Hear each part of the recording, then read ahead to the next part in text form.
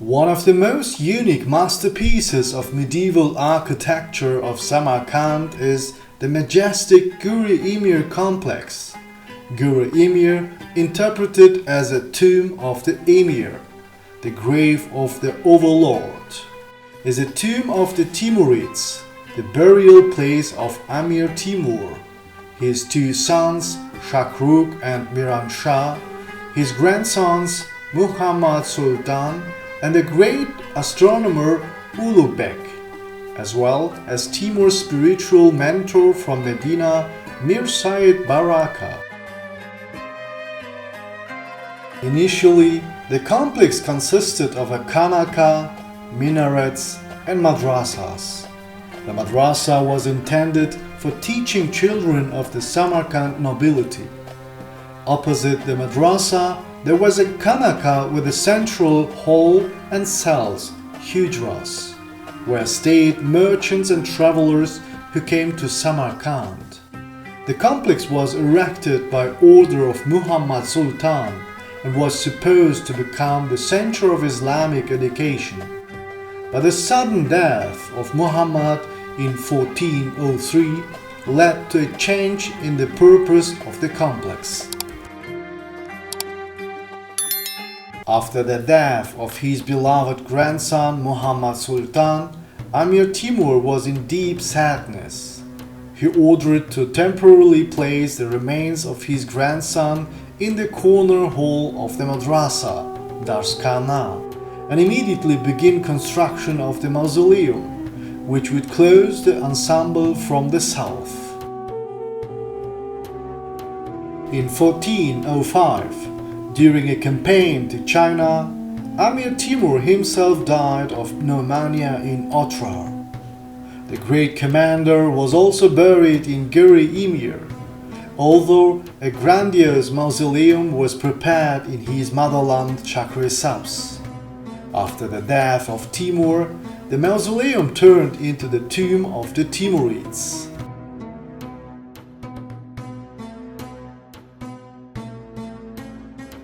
Today, in the Guri Emir Mausoleum, there are tombstones that mark the burial places.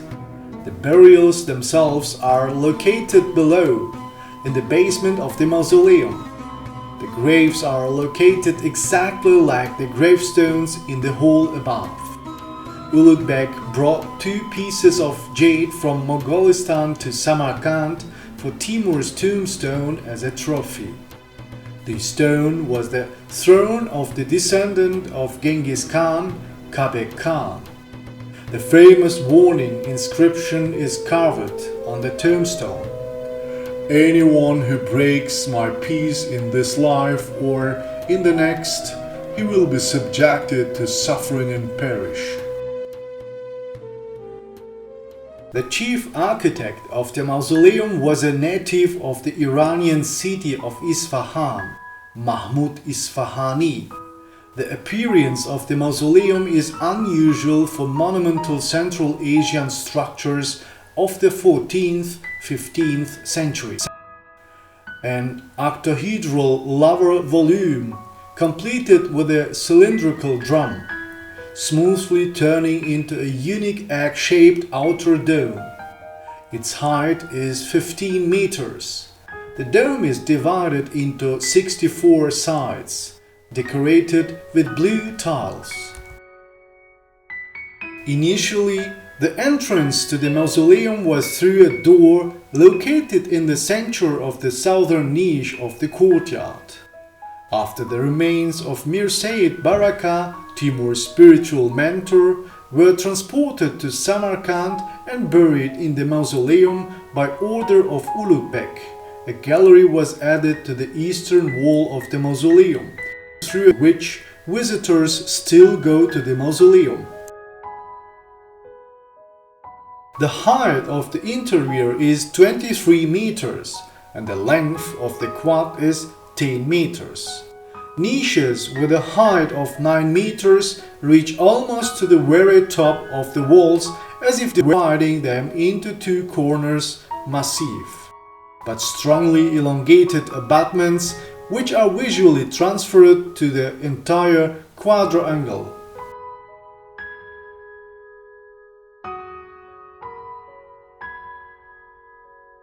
The interior decoration during the time of Timur was distinguished by great pomp, saturation with patterns and color, and the creation of a continuous decorative coating. The same principle is typical for the Guri Emir Mausoleum. The decor of the Guri Emir Mausoleum uses all the means available in the artist's arsenal: stone and wood carvings, stalactites, and stained glass windows. But the main position is occupied by blue-gold paintings. They cover all planes from the bottom of the walls to the top of the dome. The murals were done with glue paints on dry Ganj soil and with papier-mâché reliefs.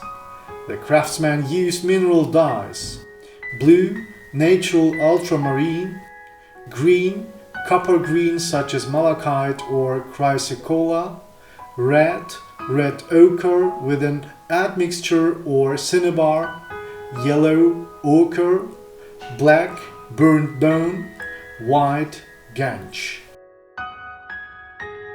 The walls are decorated with huge panels with a large star-shaped girik. There are 4 of them, one in each corner of the mausoleum, at the top of all the walls to a height of 1.2 meters. A Keufic inscription is made in the figures of the girik. The name Muhammad is repeated twice. The weaving of the girik was filled with a picturesque ornament: blue spirals or twigs with leaves on the white ground. The same as on the marble inscription, the alternation of drawings is unsystematic. They randomly replace each other. The lancet niches of the quadrangle end with decorative stalactite half-domes. The vertical planes of the stalactites are decorated with small golden rhombuses forming hexagons with a gold spot in the center and blue spirals, triangular gold flowers on a blue background.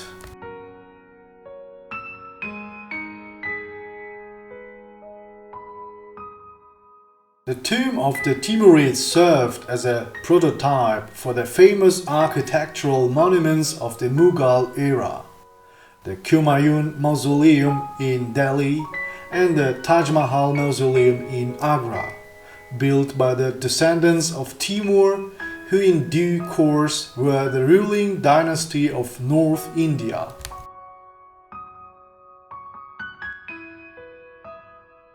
A lot of mysterious legends are associated with Timur's grave. One of them tells that in 1714, the Iranian conqueror Nadir Shah captured Samarkand, removed the famous jade tombstone and installed it as a pedestal for his throne. However, this decision didn't bring him any joy. The other way around fell on the unlucky Shah as if from a cornucopia. The elders advised Nadir Shah to return the captured stone. The ruler listened to the advice and ordered to take the stone back to Samarkand, but on the way it fell and broke into 2 equal halves. Another legendary story took place in June 1941, when the tombs were opened in Guri Emir.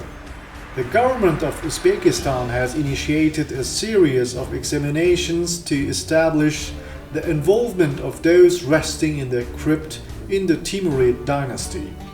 As a result, it was possible to establish that the embalmed remains of Tamerlan and Muhammad-Sultan rested in arched wooden tombs. The bodies of the rest of the family were buried in sarcophagi. Anthropologist restorer Gerasimov made portraits of rulers based on their skulls using modern technologies. It was possible to establish that Amir Timur's height was about 170 centimeters. For that time, he was considered just a giant. He also limped greatly. The crypt is the most valuable find that is of great value for scientific research.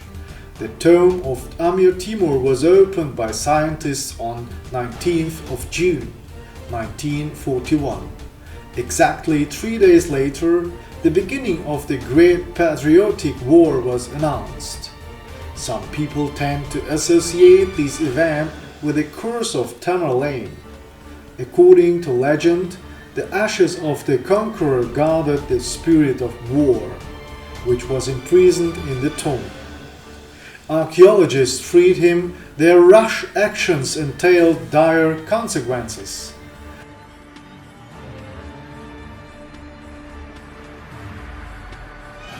The Guri Emir Mausoleum continues to amaze with its majestic appearance and is one of the symbols of the city of Samarkand. To the present days, residents and guests of Samarkand visiting Mausoleum read prayers there because indeed this is a very holy place.